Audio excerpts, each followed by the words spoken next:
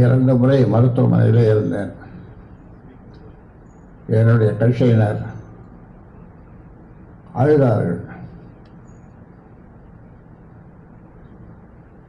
சில பேர் தேம்பி தேம்பி அழுதார்கள். பொதுமக்கள் ஐயோ ராமதாஸ் ஐயாவுக்கு இந்த மாதிரி ஆயிடுது, அவர் நலம் பெற வேண்டும், சுகமாக இருக்க வேண்டும் என்று வேண்டிக் கொண்டார்கள். ஆனால் இந்த பொய்யர் குடும்பத்தை சேர்ந்த யாரும், இந்த பொய்யரோ அந்த பொய்யருடைய அப்பத்த பிள்ளைகளோ அல்லது மனைவியோ யாரும் வந்து பார்க்கவில்லை. இது போன்று 2 முறை நான் மருத்துவமனையில் இருக்கும்போது ஃபோனில் கூட பேசலை, எப்படி இருக்குன்னு கேட்கல. ஒரே ஒரு முறை அவங்க அம்மாவை மட்டும் வந்து பார்த்தார். ஆக போன முறை உடல் சரியில்லாத போது ஆங்கியோ பண்ணும்போது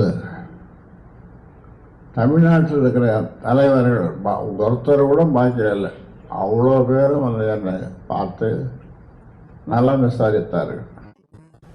ஆனால் இவர் மட்டும் அல்ல, இவருடைய குடும்பத்தை சேர்ந்த யாரும் வந்து பார்க்கவில்லை. ஆக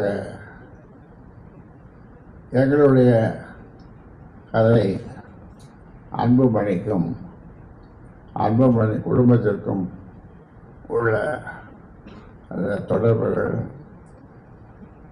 அதை சொல்ல வேண்டும் என்று சொன்னால் அந்த வேதனையான செயல்களை எல்லாம் சொல்ல வேண்டும் என்று சொன்னால் நேரமாகும்.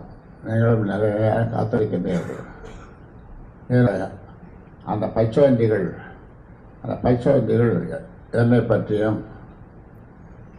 ஓய்வறியா உழைப்பாளி தியாகச்சம்மல் ஈகே மணியை பற்றியும் என் குடும்பத்தை பற்றியும் தாறுமாறாக பேசி வருவதை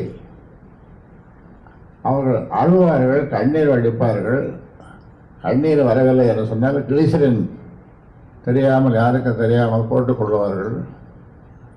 அதை பார்க்கின்ற பொதுமக்கள் ஐயோ இந்த பிள்ளை இப்படி அழுது, 3 மாத குழந்தைய வச்சுட்டு இது ஓட்டு கேட்குற, சரி ஒரு ஓட்டு போட்டுரும் என்று சொல்லுகின்ற அளவுக்கு நடிப்பு திறனிலே தலை சிறந்தவர்கள்.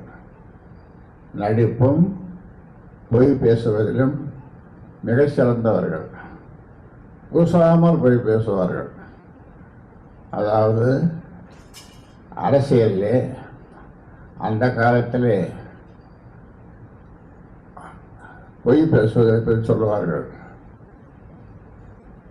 அண்டப்பொழுது என்று ஒரு கட்சி சொல்லும், அதற்கு பதில் சொல்கிற மாதிரி இன்னொரு கட்சி ஆகாய பொழுது என்று சொல்லும். இந்த 2 கட்சிக்கும் பதில் சொல்ற மாதிரி ஜமக்காலத்தில் வழிகட்டிய பவானி ஜமக்காலத்தில் வழிகட்டிய பொய் என்று இன்னொரு கட்சியை சொல்லும். இப்போ 4வதாக பொய் அன்புமணி பொய் மூட்டையாக பொய் வைத்திருக்கிறார். பொய் மூட்டைகள் அவிழ்த்து விடுவார். ஆனால் இன்றைக்கு மக்கள் அதையெல்லாம் புரிந்து கொள்கிறார்கள்.